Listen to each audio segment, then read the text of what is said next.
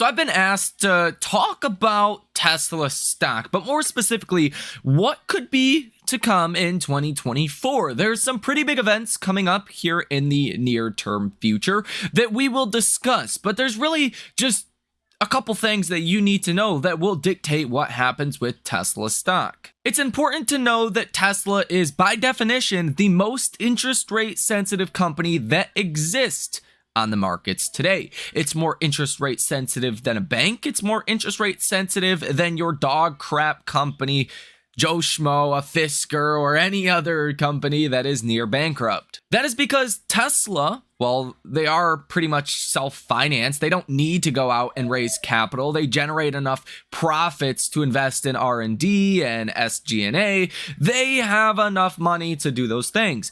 But 90 to 95% of their customer base is buying a Tesla with a loan. Now that interest rates have risen so fast and so high, the fastest pace that we have seen since the 70s, Tesla has had to reduce prices or slow down production at their factories. Tesla actually lowering prices to be able to sell vehicles is a better alternative than slowing down production, because if you slow down production, then your profitability really starts to take a hit. Take a look at Lucid, take a look at Rivian, that are just not able to maximize their production. I mean, their situation is terrible. So Tesla has really been challenged with two bad outcomes. So Tesla has really been faced with difficult decisions. And that's because if Tesla kept Tesla prices the same as where they were in 2021 and 2022, nobody would be able to buy a Tesla. So Tesla's had to cut prices to make it even affordable for Tesla to sell Teslas. At the same time, that indeed has hurt profitability. Now, minus any abstract, terrible event that happens with inflation and inflation resurging, the Fed will cut rates in 2024. So Tesla will be, from my perspective, the company that will benefit the most from rates falling. Now, I will be honest with you, the situation looked a lot better when we started 2024 and the markets were pricing in 7 rate cuts. You've went from pricing in 7 rate cuts to pricing in 3 rate cuts. That's a whole percentage point of rate cuts that have gotten priced out of our markets. So honestly, I'm surprised Tesla is above $200 today. You would think Tesla stock would have gotten a lot more beat up based on that repricing alone. But inevitably, when the Fed does start to cut rates, they tend to cut rates pretty quickly, so we will see what happens. But as long as the middle class, if there's a thing of the middle class anymore, and the higher end earners of the earnings spectrum in the US and abroad stay okay, meaning if we don't get some kind of deep recession, then Tesla may actually be able to start raising prices as rates fall, as it becomes cheaper for that monthly payment. Keep in mind, it's all about the monthly payment. The monthly payment today is still more expensive than what it was in 2022. Even though a Tesla, the average selling price of a Tesla back in 2022 was over $60,000, today it's under $45,000. So the prices went way down, and you're still paying a little bit more today than you did in 2022. That just kind of puts it into perspective. So I believe you will see a combination towards the end of 2024 of Tesla raising prices as rates do go lower. Presumably, before the election, you're probably going to see quite a few rate cuts. That will make Tesla more profitable. That will increase the valuation, right? That will make Tesla more profitable. And if you're buying Tesla stock today, when Tesla starts raising prices, these prices are going to seem very cheap. So I think we have that to look forward to as we get into the second and third quarter of 2024. The markets like to price these things in ahead of time. So I think the markets will become more optimistic or less pessimistic about Tesla stock. And that's another good point. Markets right now are about as pessimistic on Tesla as it possibly gets. I mean, some people on Wall Street don't expect Tesla to grow at all. They expect margins to continue to fall, and Tesla raising prices, well, that's not even on most people's radar. When in all reality, the Model 3 looks like it's selling like gangbusters in the US, the Cybertruck could very well be starting the halo effect, and China seems to be doing just fine. If there is any weakness out there, you could say it's in Europe, potentially. But I mean, as we went over in the last video, all countries in Europe so far, besides a couple smaller countries that we've gotten data on for the month of February, just showed a record February. So I don't really see the weakness that everyone is calling for. Sure, we're not growing at 50% anymore, but considering what rates have done, I think, where Tesla's at right now is better than expected. If you were back in 2021 or 2022 gonna say rates were gonna go to 5.5%, they were gonna stay there for a long time, I don't think anyone would have expected Tesla to do this well. There's also something important to remember. The most important thing about our markets, besides earnings will be the most important thing that will drive stocks higher, but it's also liquidity. Okay, so liquidity is a fancy way of saying money. If there's more money in the markets, stocks tend to do better. They tend to go higher. If there's less money, money's getting pulled out of markets, they tend to do worse. Well, a couple different things have been happening for a while now. Money has been moving from our markets into money market funds. And as we get closer to rates actually getting cut, you're probably going to see more and more money head out of our markets to lock in those yields while they can. And I think that's been happening for a while. And I think that is a big reason why Tesla stock is where it is today. Let's be honest. There is $6.2 trillion currently sitting in money market funds. That is more than 3 NVIDIAs. That is about 3 Russell 2000 indexes. I mean, that's just an insane amount of money. And I believe over time, over the next 12, 24 months, you will see a good portion of that money come back into our markets. But you got to think ahead, because where is that money going to go when rates start to fall? The markets like to chase things called tailwinds. Tailwinds would be companies that benefit from rates going lower, and I cannot think of one that fits that bill better than Tesla. At that time, if rates are falling and Tesla is able to raise prices, you could see a very optimistic scenario playing out by the end of 2024 for Tesla stock. Now, I know the bears are going to shrug their shoulders at this. They're not going to even entertain the thought that Tesla could have better days ahead, but that's exactly what I think is going to happen. There's also this newer phenomenon in the markets, which in fact, it's not new at all. It's been going on for over 60 years now. It's called AI.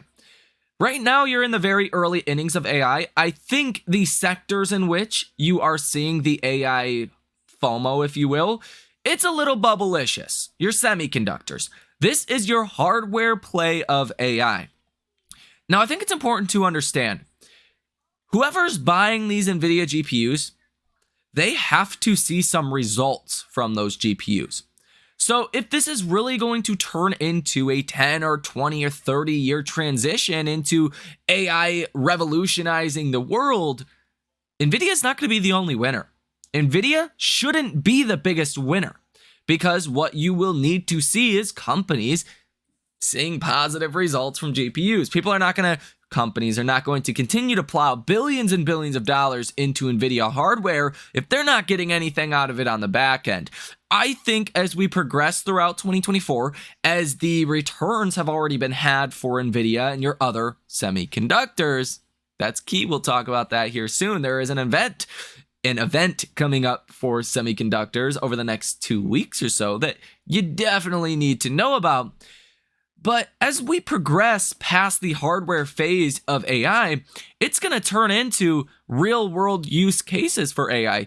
What company has the largest total addressable market towards AI? And what are these companies doing with their GPUs, their graphics processors, from Nvidia. And I've talked about this plenty of times, so I don't want to be too redundant here. I think if you let time play out, I will prove to be 100% correct, as long as, again, nothing catastrophic happens.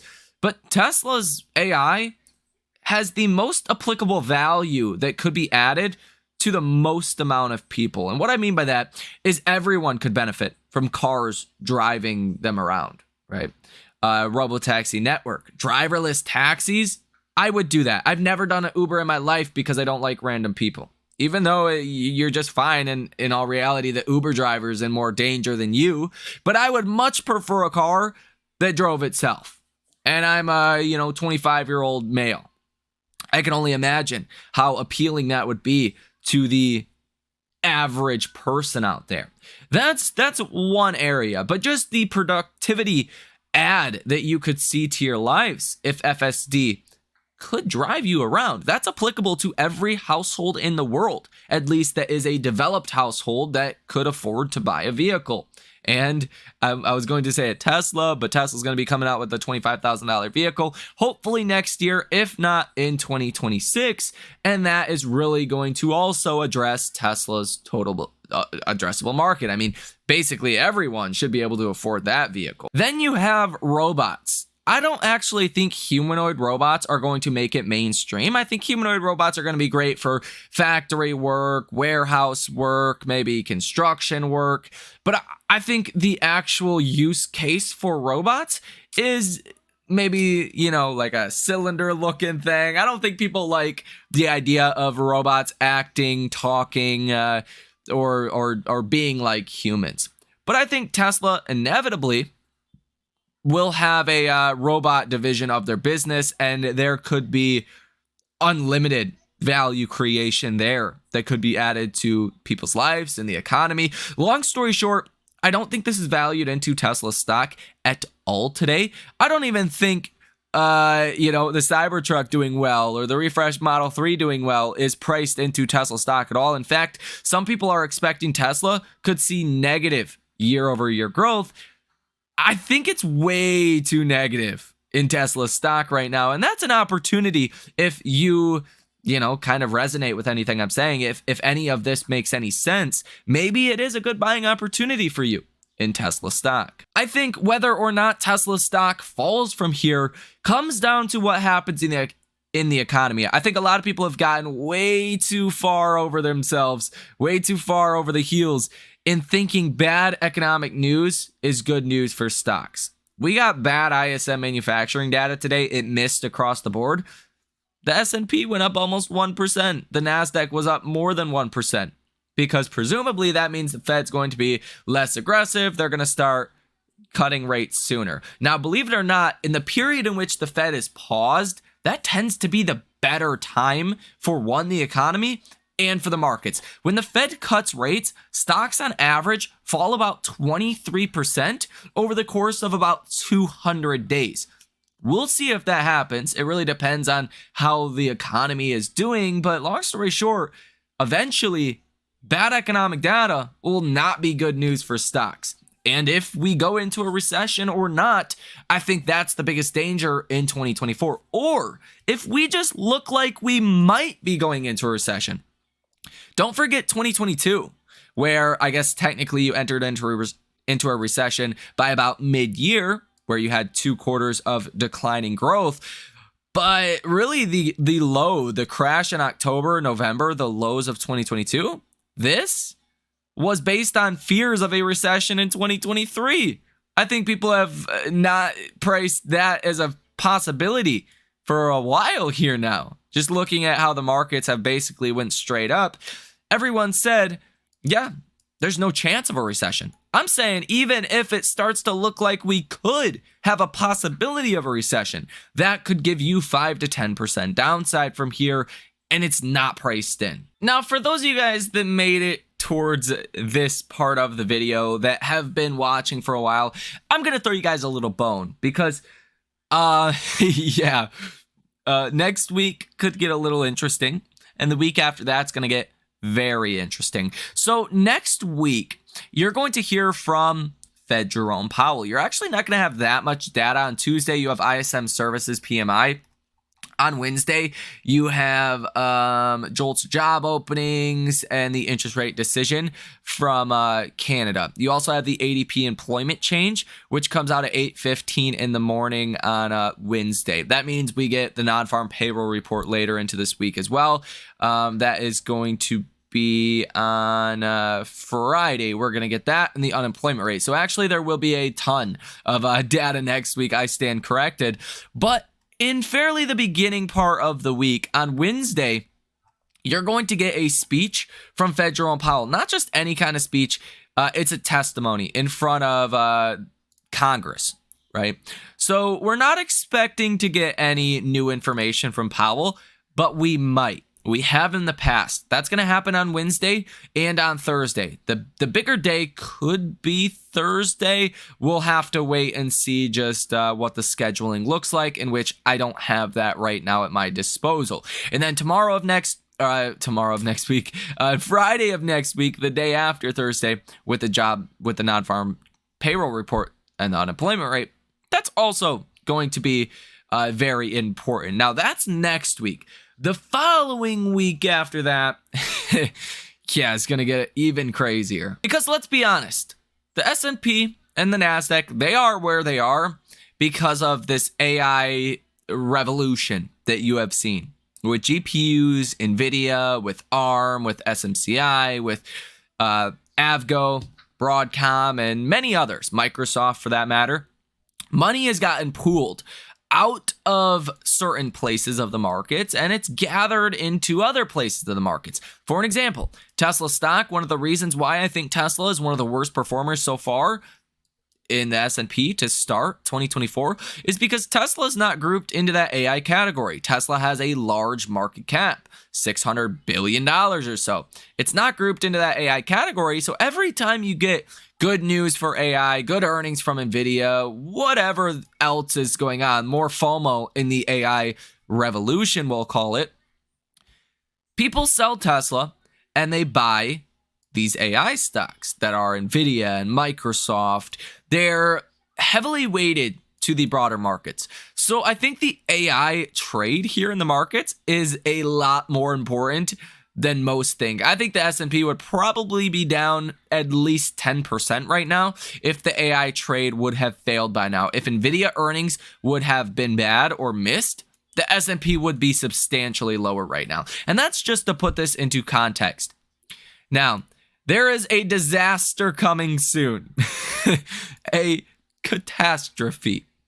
That is ARM. ARM has been one of the high flyers of the AI revolution. But remember, ARM's IPO actually flopped. It flopped pretty bad, okay? ARM's IPO, they IPO'd at about $51. They hit a high of about $70, fell back down to $46. Today, the stock's $140.77. The problem here is SoftBank owns 90.6% of ARM's outstanding share count. So there's only about 94 million shares that are trading right now. That's why ARM has went up so aggressive. There's only 94 million shares trading, but there's 103 billion shares in the float. So what's going on here? Well, ARM owns 929.7 million shares, and they're not allowed to sell until March 12th. Okay, are they going to sell?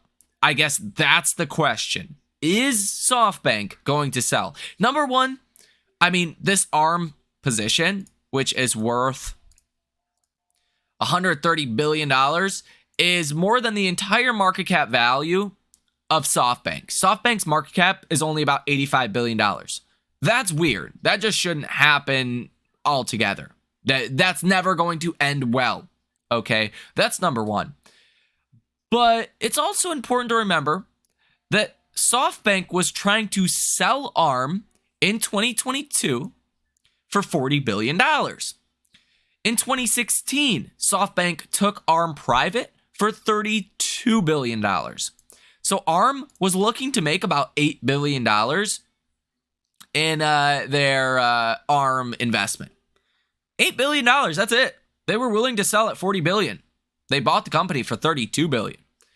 Now their stake is worth 130 billion. What do you think SoftBank is going to do? I personally think it would be financially irresponsible not to sell ARM or not sell a portion of ARM. That's the question. How much of their ARM stake do they sell? Do they sell 90 million shares? 10%? If they sell 10% of their ARM stake, that would double the float that is trading right now. What? What? That's 100% dilution, essentially dilution.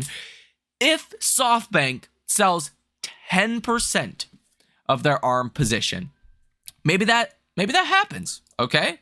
Right? If they were to sell 10%, they would net about $13 billion. They were willing to just make $8 billion in this transaction. Odds are they probably sell a lot more than that.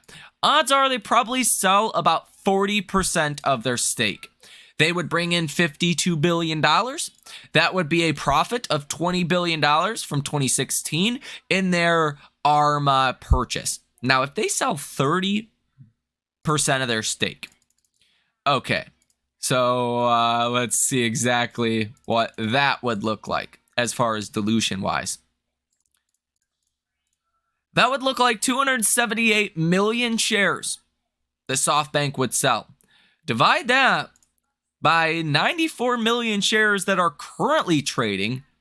That would be almost 300% dilution. Guys, that's not going to end well, okay? That's not going to end well at all. That is a disaster literally waiting to happen, okay? It's a ticking time bomb. Why is this important?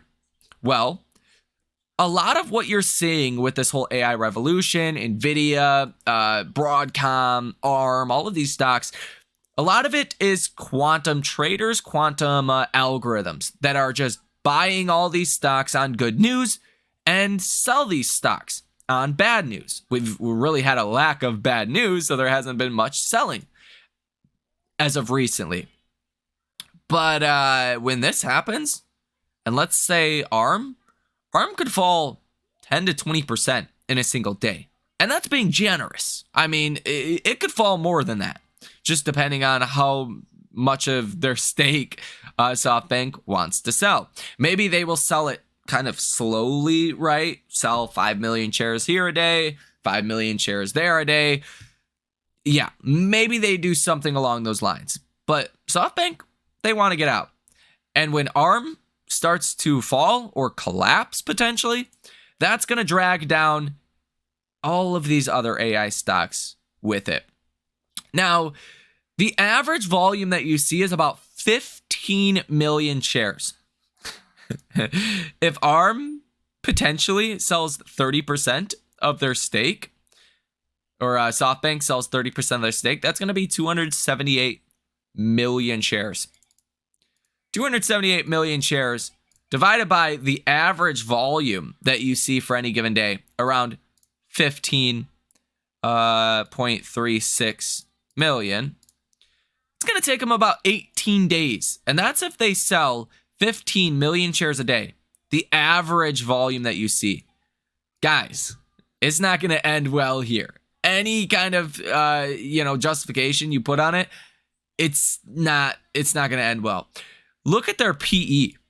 Their trailing 12-month PE is 1,700.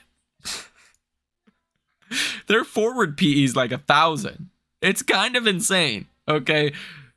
Another reason why, it's probably not gonna end so well. Now, coincidentally, on March 12th, that's also the day of the CPI report. So we'll see if, SoftBank does sell right on March 12th. I'm sure they do sell a portion on March 12th. And we'll see ultimately how the CPI report comes out. But yeah, it's going to make for a very, very volatile March 12th. Now, March 12th is going to be on a Tuesday. So it's going to be in the beginning of, not next week, but the week after that. And I'm sure any time now, you're probably going to start to see some selling activity take place in ARM heading into this lockup on March 12th. But remember, there is 90% of the shares that are not trading right now. So, I mean, that is in and of itself kind of holding up ARM because there's not a lot of shares that can be dumped. Even if people wanted to, there's not a lot of shares that could be dumped.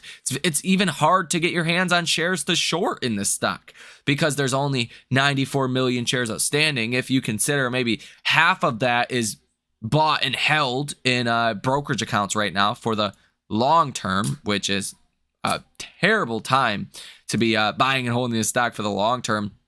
You know, that's something to consider as well. Like, look, GQG Partners owns 15 million shares. Jensen Associates, 7 million, 6 million, 4 million, 3 million, 3 million, 2 million. I mean, if you just add this up, dude, it's kind of insane, right? There is very few shares that are actually trading out there on the markets today. Plus 7.3 million, plus 6.3 million, plus 4.5 million, plus 3.5 million, plus another 3 million. I mean, dude, you're already at 40 million shares, and I've just added these positions together. Let alone BlackRock, another 2.5 million, another 2 million, another 2 million, another 2 million. Mutual fund holders, 7 million here, 2 million here, 1.5 million here, another 1.3 million there. If you add this all up, there's like 20 million shares that are actually trading, most likely on any given day basis. If you're seeing 15 million in volume on average, of course the stock is going higher. Of course. Come on. This is like junior investing 101. But March 12th, man, it's going to get crazy. With that being said, if ARM does come down under 100, that's my base case, under 100.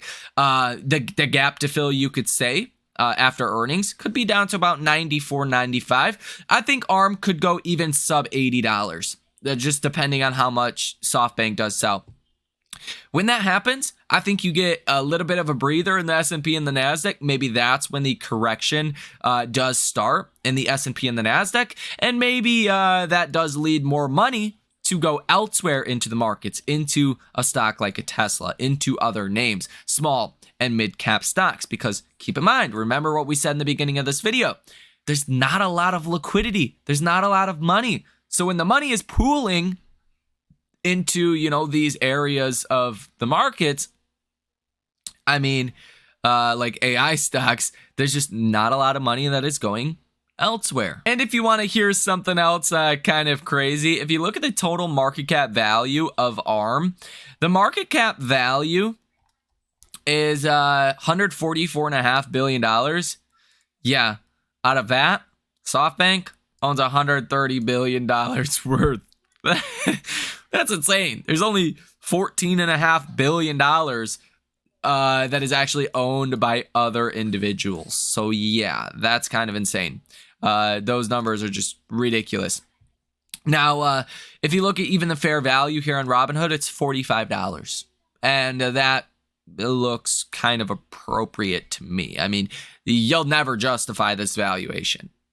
It's going to take a very long time. And the markets, they're not going to be willing to wait as long as it will take to justify this valuation. But again, going back to Tesla, I think AI stocks coming down, semiconductors mainly, will actually be a big positive for Tesla stock, the small and mid-cap stocks. As long as inflation next on March 12th, CPI doesn't come in too hot, as long as the economy does not deteriorate and you start to get recession fears, if it's just bad but not that bad and it's actually good for stocks, at least in the near term, I think Tesla will do very well after March 12th when ARM does fall. I also think if next week Jerome Powell continues to throw bones for the bulls, continues to say things the markets like, that will also be good for Tesla. Point is, as long as nothing really changes in our markets right now, it looks like a soft landing is coming, looks like inflation's stubborn but coming down, the Fed's gonna cut rates, as long as everything stays the same today, but on March 12th, AI stocks take a breather, then I would expect a lot of inflows back into Tesla. So that is what I think is coming next in the longer term sense of Tesla for Tesla stock in 2024 and here in the near term. The near term could get quite exciting, and even what we've seen today, Tesla stock closed above $200 per share. That's a big sign and a big win for Tesla stock investors. Thank you for watching, ladies and gentlemen. Hit the like button as well as subscribe to the channel. If you guys want to come trade with us live in real time, check out that link down below in the description of this video. Just so you know, full transparency stakes, I do have positions on ARM. I am short in ARM, and I think that trade's going to end very well. But we'll have to wait and see. I mean, these numbers are these numbers. Who knows? Wonkier things can happen. Maybe SoftBank doesn't sell for a while. Who knows? But we'll see. If you guys want to see those trades and other trades that we make every single day, link down below in the description of this video for the trading community. Follow the X account as well if you have not done so already. Trying to get that thing to 1,000 followers. It's a slow and steady process, that is for sure. It's Michael Tyler over there. Same picture as the YouTube, so it shouldn't be too hard to find. But you guys enjoy your weekends, and I will see you in the next one.